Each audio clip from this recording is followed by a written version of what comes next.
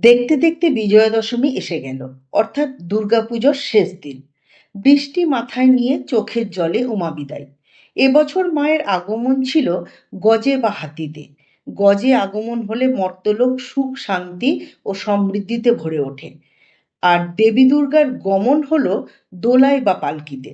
পালকিতে গমন হলে খরা, ভূমিকম্প, যুদ্ধ, মহামারীর আশঙ্কা। মা আবারও আমাদের এক বছরের অপেক্ষায় রেখে কৈলাসে ফিরে গেলেন। এরপরই বাড়িতে আনাগোনা শুরু হবে ছোট বড় মানুষের। আর তার জন্যই বানিয়েছি কুচো নিমকি ও বিভিন্ন ধরনের গজা। একটা বড় থালাতে পরিমাণ মতো ময়দা নিয়ে তাতে নুন, চিনি, একটু বেশি পরিমাণ সাদা তেলের ময়ান দিয়ে খুব ভালোভাবে মিশিয়ে নিন। দিয়ে দিন অল্প একটু খাবার সোডা, কালো জিরে আর জোয়ান। তবেই তার স্বাদটা ভালো হবে। এগুলো দিয়ে খুব ভালোভাবে মিশিয়ে নিয়ে জল দিয়ে একটু শক্ত করে মেখে নিন। মাখার পরে কিছুক্ষণ থালা ঢাকা দিয়ে রাখুন।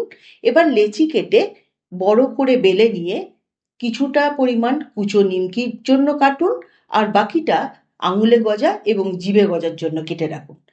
এবার কড়াতে বেশি করে সাদা তেল দিয়ে ওগুলো হালকা ব্রাউন করে ভেজে তুলে নিন।